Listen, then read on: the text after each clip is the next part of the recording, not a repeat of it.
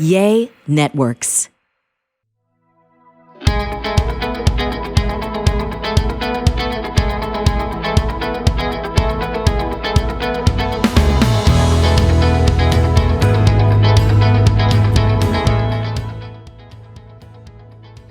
Welcome to Greg Louganis is Alive, the podcast that challenges what you think you know. I'm your host, Greg Louganis, and yes, I'm still alive. Joining me is my good friend and manager, Beth Zinman. Hello, Greg. Happy to be here. I know you had a big weekend, and so I'm excited that you are live post weekend and that you are here and well. Yeah, I mean, so I was at a dog agility trial. It was a regional. It was the UKI Cup. And so I just entered G just to see how he was, how he would manage that environment. And he did some, once I got his attention and he was going, he was awesome. We had moments of brilliance. So that was good. Awesome. But we have homework to do. He's young. He is young. He's young. And he's very, very active. Yeah. Yeah. So what's on the agenda today? Well, today I'm going to be talking to a very young entrepreneur about his mission, about helping others. Very cool. Okay, so it sounds like maybe charitable stuff, which I love, and also the entrepreneurial, kids, really sparks my interest. Yeah. I mean, it's that whole idea and concept that my mother really drove home for me is to make everywhere you go better because you were there. Yes. And so really, to take that on, and Dominic is only like 14. So, to have that awareness of making everywhere you go better because you were there, is really, where does that come from? Yeah. Right? Yeah. To have that conscience at such a young age, I think that is something, I'm really fascinated with, and I'm excited to learn what he's doing, why he's doing it. Yeah. I mean, I know, volunteering and contributing even, funds, because we can help out in a variety of ways, but those are things, that I've done as well, that I know, I know that phrase that your mother said, like, really lives in you. Just the way that you function, wherever you are. One of the things that I think that gets me is seeing, a lot of people ask you, because right now you're in the midst of an auction, it'll be held probably right after this episode comes out, actually, September 14th. Yeah. And so people are like, why would you do that? Like, auctioning off your medals, and, you're crazy. People have offered to like buy them and give them back to you. So, I'd love for you to share that, with everybody. Okay. So auctioning the medals off it's a way I can share the medals with someone else. I'm still alive, so I can tell, I can share the story behind each medal. So then those medals have a life beyond me and my household. And to be able to share that with someone, and also it has the opportunity to do some tremendous good. I mean, I was out in Indianapolis. Remember, we went to Indianapolis and went to the Damien Center, and they're like bursting at the seams. Totally. They need a new facility. And their work that they do is they are full service. They have a food bank. They have medical care, they have dental, they have psychological, provide and find housing for people that are living with HIV/AIDS. Yeah. And so, it's just very comprehensive, kind of a one place to go to. And they just broke ground earlier this year to expand, to create a bigger facility so they can service more people. Yeah, sorely needed. And it is very, very much needed. And it's interesting because we kind of have forgotten about our HIV/AIDS community. That it's been kind of on the back burner.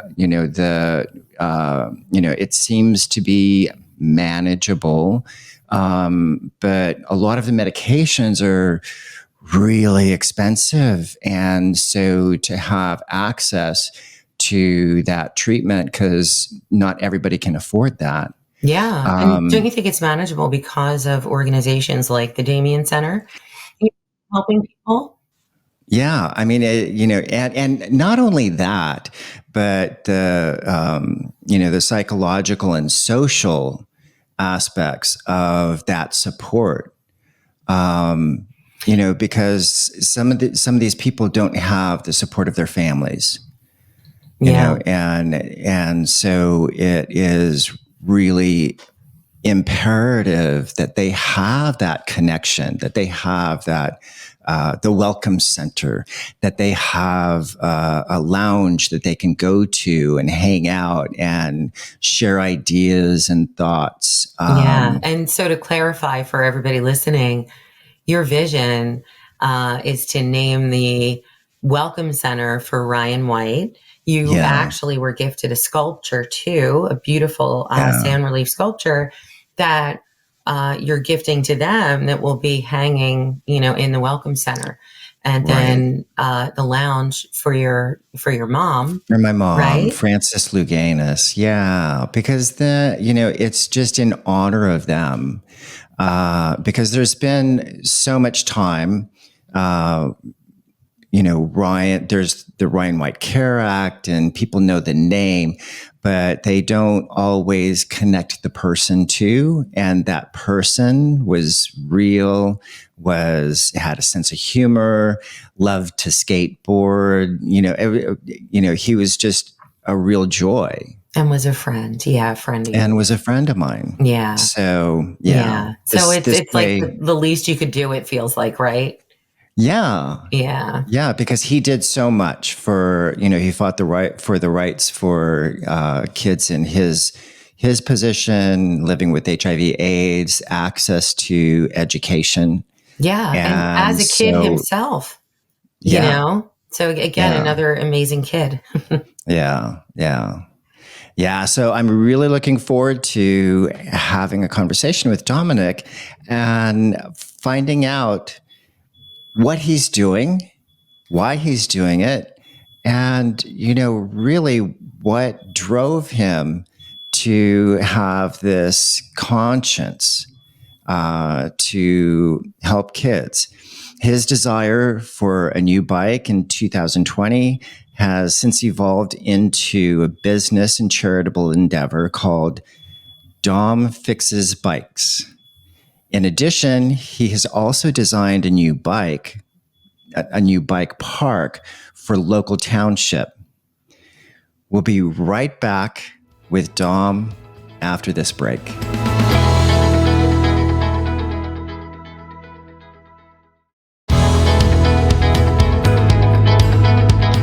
Hey, Dom, welcome to the podcast, and it's so great to have you. Now, how old are you? I'm 14. Now, what grade are you in? I'm going into 9th grade. 9th grade. Wow. So, okay, so I heard you started a business. Can you tell me about that, and what do you do? So right now, I am the president and founder of a 501c3 organization called Dom Fixes Bikes, and my nonprofit has the mission to provide a bike to anyone who's passionate about riding, regardless of age, race, gender, or financial abilities. So That's what struck a chord with you to get this started? So it started 4 years ago. I was 10. I wanted a really nice, expensive mountain bike, and my mom wasn't really willing to put down, thousands of dollars for a bike. So she said, "What are you good at?" And I was saying how I was good at, fixing bikes and stuff like that. And then she said, "Why don't you start fixing bikes around the neighborhood?" So then I started just fixing bikes. Like neighbor needed like his tube replaced, or my friend needed something, and then like they would just all come to me. Then the pandemic hit, and all the bike shops closed down. They were closed for months and months at a time. So then everyone was coming to me. I was doing everything out of my house. And then eventually, after around 3 months or so, I got the bike that I wanted. And then that year for Christmas, I had a bunch of money left over. So me and my mom, we went out and bought 6 brand new bikes for kids in need. And then the next year, we moved into a garage in Paoli. And then from there, we donated 9 bikes that year for Christmas. And then the third year, which was last Christmas, we did 27, and that was when we were a nonprofit. Awesome. That is Thank you. so cool. Okay, what is the story of receiving one of the bikes that really kind of hit home? Is there a story that you have of a particular Yeah. individual? Yeah, so most of the time I will never meet the people, but Mm. I believe this was the first year we were doing it, or second year. A family came to me wanting 2 bikes for their 2 kids. It was a mother and a daughter, and the mother had stage 4 cancer, so she wanted new bikes to give her kids for Christmas, and it would be kind of like a nice send off to her kids. And then we ended up giving them their bikes early in November because the mom was worried that she wasn't going to make it to Christmas. So Oh, that one, wow. yeah, that one was pretty sad. Yeah, that really very meaningful Hmm. and heartfelt. Definitely. So, what drove you to do this, to be, to be giving bikes away and supporting kids who want to have a Hmm. bike? So when I was in my bike shop in Paoli, the one car garage, another businessman came to me and basically said, "This is all fun. This is cute. You're young and everything, but eventually you're going to need to, actually expand and either turn into a nonprofit, a for-profit, LLC, a bunch of stuff." And then he said, "I will give you access to my account and everything like that, and then we can help you turn into a nonprofit." And I said, "That's great. I want to turn into a nonprofit myself, so I can give back to the community just as much as they did, helping me get the bike, donations for the bike, and everything like that." So, Now, where did fixing bikes start? Where did mhm. that nugget come in? So it was when it very first started. I was biking with a bunch of older kids.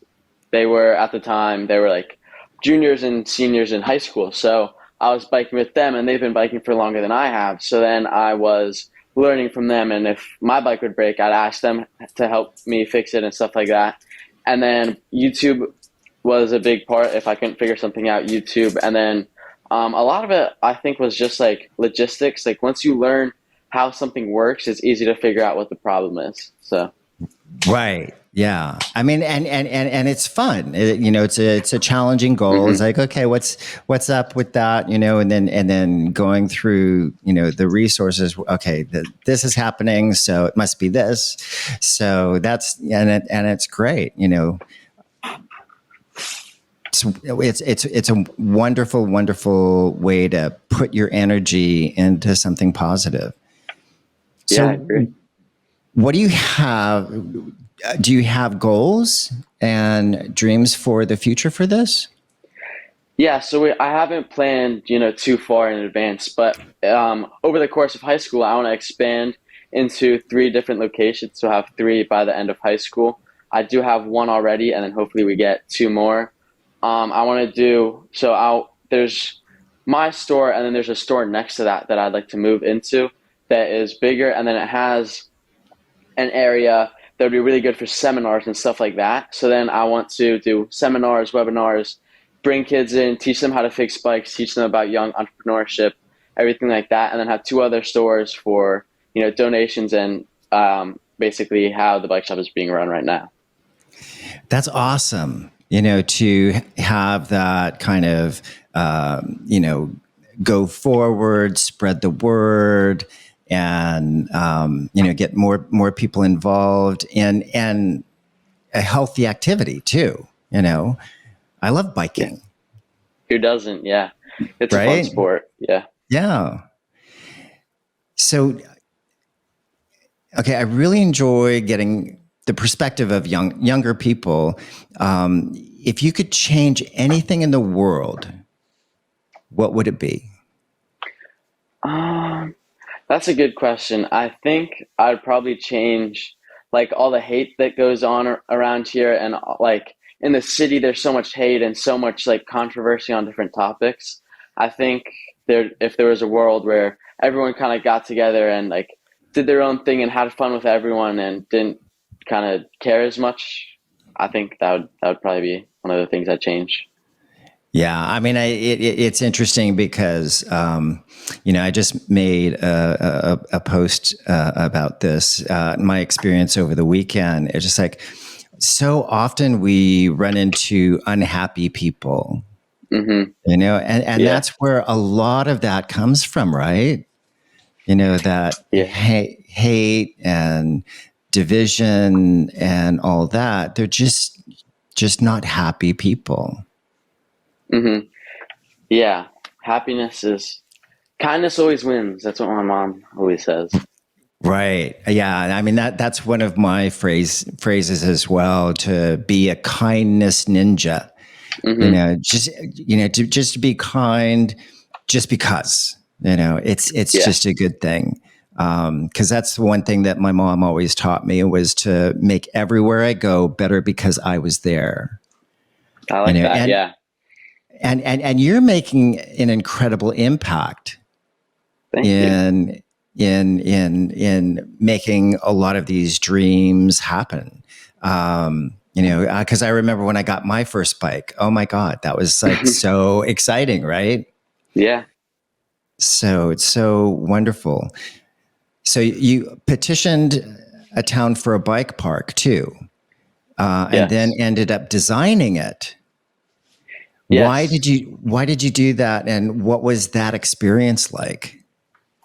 So around the time where I was looking for a new bike, we had trails in the woods that we weren't supposed to be building back there, but it was middle of the pandemic. Like there was nothing else to do. So those got taken down. And then someone from the community came to me and said, let's do this through the township. Let's start a petition. Let's do this the right way, so everyone can have fun and everything works from there. So we started with the board of Park and Rec, went to probably 12 meetings with them, worked my way up. And then we had a big meeting with the board of supervisors. And then we worked with them, kind of saying the same thing we did to the board of Park and Rec, and then answered some community questions, some neighbor questions, everything like that. And then now we're moving on. We just applied for a grant from the state that'll cover 85%. So that'll come back in November. If that comes back, we'll go deeper into the planning, work deeper with, the environmentalists, the township, neighbors, making sure it works for everyone. And then the next step is getting it built and riding it, which is exciting. That's awesome. So, I mean, gosh, you're learning so much about, how communities work and the, planning and organizing and getting all that stuff together. That really is incredible. That's wonderful. So, what's the lesson that you've learned that surprised you the most? I think that everything happens in the long run. Like when the first, set of trails got taken down, we kind of all felt defeated and we're like, okay, this is never going to work. But working my way up through, the chain of board and Park and Rec, supervisors, neighbors, and then seeing it all come together is worth the wait and the troubles in the moment. Yeah, I mean, to get everybody together, get them on the same page, to kind of have a similar vision in communicating that, that really is wonderful. I agree. Yeah. Where's the next step? Do you see, what do you see beyond that for yourself? Because you're so young. Yeah, so I hope to, continue this for as long as possible, expand, make it like a big family business, and then grow and help as many people as possible and continue to expand, maybe go global. Last year we donated 36 bikes to Africa. So being able to do that, constantly, maybe not always to Africa, maybe some to, Asia and different parts of the world, just expanding to get as many bikes to as many people. That's awesome. And yet, obviously Africa, you're researching where those needs potentially can be, right? Yeah, yeah. So where potentially might be the next place that you might focus? So we worked with someone who was helping me, ship them and stuff like that to different parts of Africa. So I think we'll work closely with him again this year to see where he decides. Pretty much, we'll give them to him. He tells us where they're going. We'll donate them and kind of do all that. That's incredible. That really, it's so wonderful. What to have that conscience, to be able to create something as beautiful as this. That really is incredible. Thank you. How can we stay in touch with you, and what help do you feel that you need from others? So right now, I believe a lot of it would be helping funding everything. So Christmas is coming up. We do a huge drive for Christmas. Like I said, every year we do more and more bikes. So if you go to donfixesbikes.com, you can donate a bike or sponsor a bike through there. That money will go straight into Christmas, straight buying brand new bikes for kids for Christmas. So hopefully we can do more than 27. I'm hoping 30 to 35 this Christmas. That'd be great. Yeah. So we stay in touch with you through social media and your website. Yep. And then we can donate there. Now, you accept bikes from anywhere, right? So once again, on the website, we do have a criteria because we don't want to put more money in than the bike is actually worth. So if you do have a bike that you would like to donate, you can go on the website. There's certain criteria, and then if it fits, you can always drop it off during the hours. That's great. Well, Dominic, thank you so much for joining me. And it's so great to learn what you're doing and providing bikes to kids who really want them. And, and it's great work that you're doing, and to have that sensibility to kind of give back and, be a part of the solution, know? Yeah.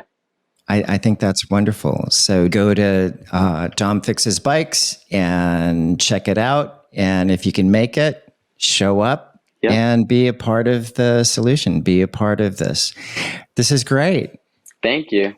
Thank you so much for joining me on Greg Louganis is Live. Of course. Best of luck. And Thank we're you as well. behind you 100%. And we're looking forward to seeing what the future brings. Yeah, I agree. Thank you. Thank you so much. Thank you, Dominic. And we'll be back right after this.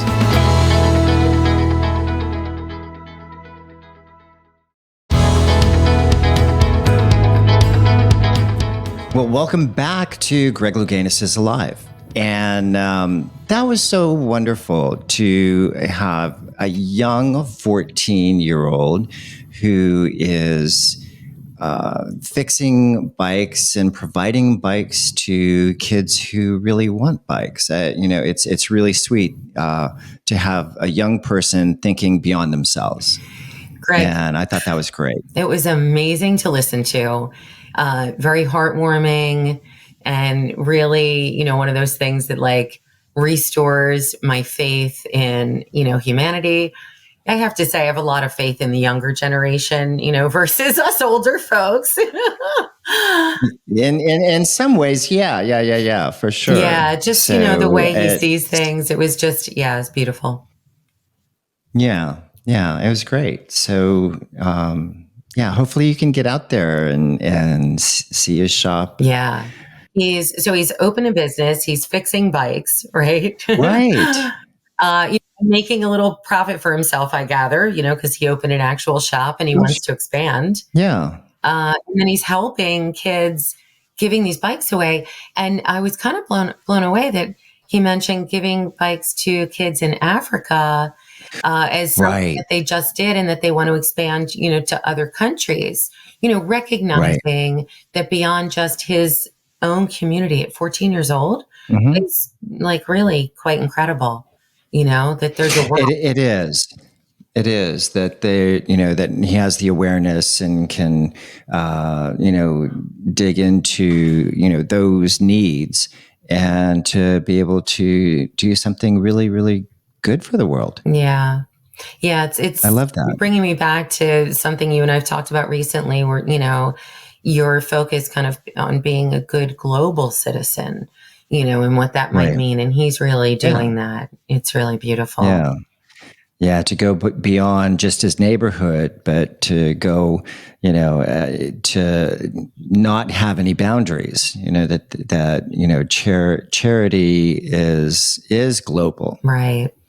It really is global. Yeah, I think we all can take a lesson from Dom. Yeah, for sure. Yeah. What a great kid. Yeah. Well, thank you for joining us on Greg Louganis is Alive. And it's the podcast that challenges what you think you know. And we're always challenging ourselves. Where did those beliefs come from, right? So, it really is challenging to unpack that. And that's what we hope to do in this podcast. So hit like, share this with your friends, family, and we'll see you next time on Greg Louganis is Alive.